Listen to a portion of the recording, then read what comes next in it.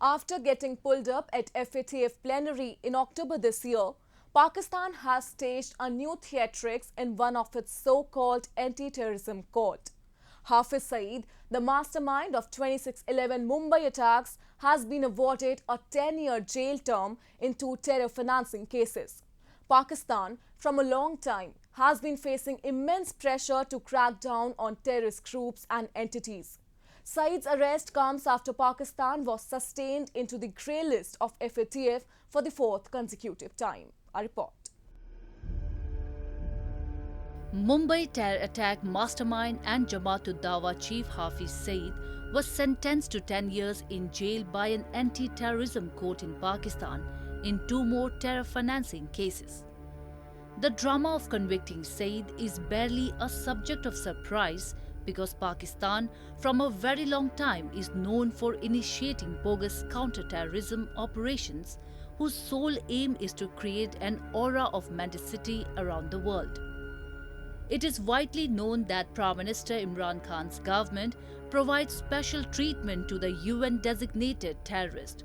Also, the counter-terrorism department officials are treating Hafiz Saeed as a VIP and he still roams in his SUV escorted by his aides. This is a clever ploy, a clever maneuvering on the part of Pakistan army. It is just trying to buy time. It is just trying to deflect the pressure on account of the attitude of FATF, and it is trying to create a new image that Pakistan government is seriously trying to take concrete steps against Hafiz Saeed or terrorists. This is just clever maneuvering. It has no substance.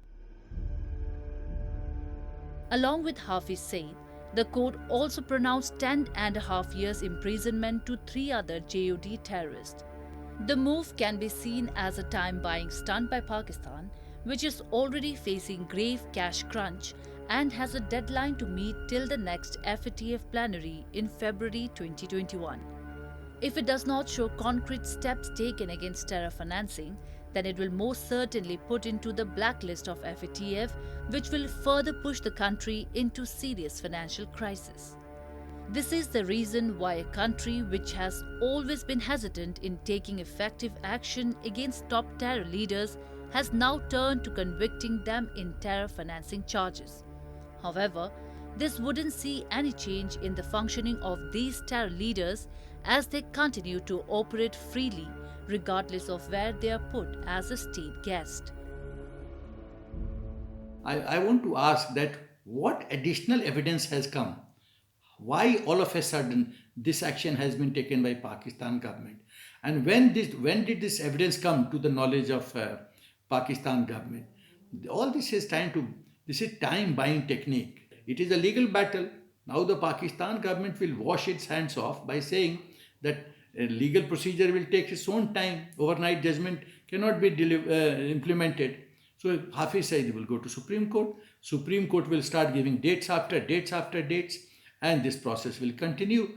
By the time the pressure from FATF will decrease or likely to get mitigated.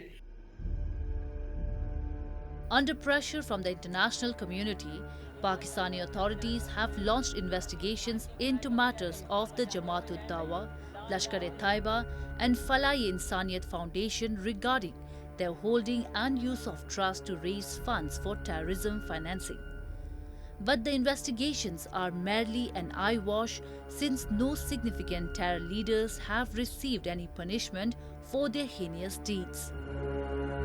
If Pakistan government is really serious that it wants to give an impression that it is serious against acting against terrorists, hand over Hafiz Saeed to us. Then we will know that intention of Pakistan government. Hand over Hafiz Saeed to us. Let Hafiz Saeed face all the inquiry with regard to 26/11. That is not going to happen. So this is just a clever ploy. There is no substance. Despite being lodged in Lahore jail, Hafiz Saeed is able to run his so-called charitable trust and madrasas because of his tall stature in Islamabad.